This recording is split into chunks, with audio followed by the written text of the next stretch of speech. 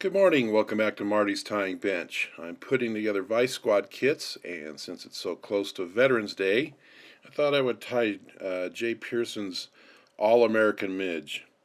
This is his pattern for the Poudre River and the Big Thompson. He likes to tie it in a size 20. We're going to tie it in size 18 so we don't have too much wailing at the tying event trying to find hooks and beads on the dark floor. Anyway, I'm going to tie this with a white bead. You'll see the one that I put up first had 5/64 silver bead. The silver bead is the original. The white bead is my tweak just for a lighter version and a whiter head to accentuate the red, white, and blue. Speaking of blue, the wire is UTC Ultra Thread blue.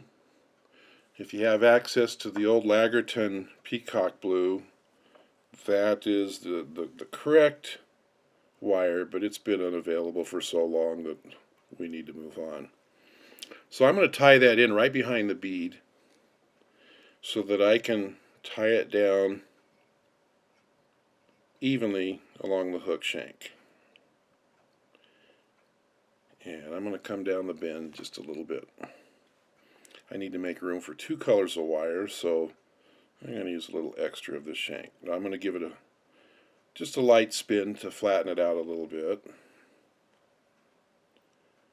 And I'm going to move forward to the midpoint. See how I got that eyeballed? And I'm going to go ahead and go forward a few. Now we're ready to wrap the blue wire.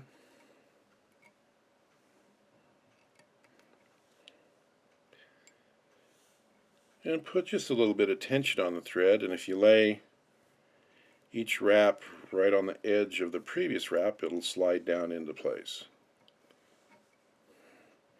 If you did a nice careful job of laying a thread base, there won't be any gaps in this wire. This will be an easy step.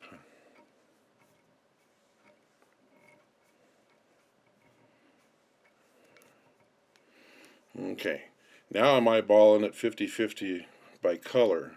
That blue looks like it's right about in the middle. Now instead of make thread wraps to get back there, I'm going to take off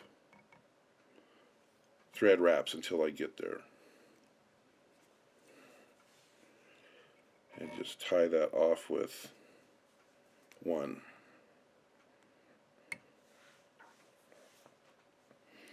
Now I'm going to switch to the red wire.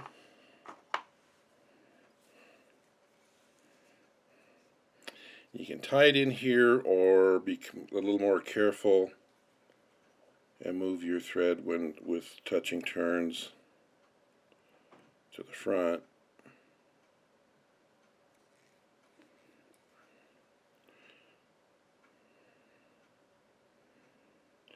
And I move that thread back until it's right up against that blue wire.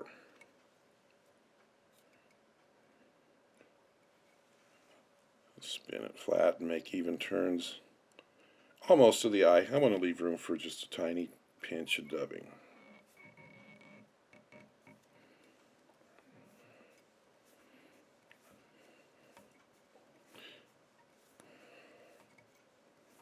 Now these are kind of fanciful colors, a bright red and a blue, but don't let that fool you. This is a working fly. It's a good wintertime midge pattern. It gets their attention again in the spring. It's a good one to have in your box and go to. It's not just a fanciful fly. Okay, now I am going to tie a whip finish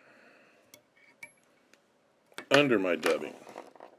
So for all intents and purposes, that fly is done. Now I'm going to put just a little bit of dubbing on. Truly just a little bit. Just make it fuzzy. And now I can just tie one whip finish right behind the bead. And I'm going to coax that dubbing so it kind of covers up those thread collars. Unimportant, but I just... Now, if that whip finish comes apart and the dubbing falls off, it's going to get to the next whip finish and you'll still have a good working fly. There you go, Jay's All-American Midge.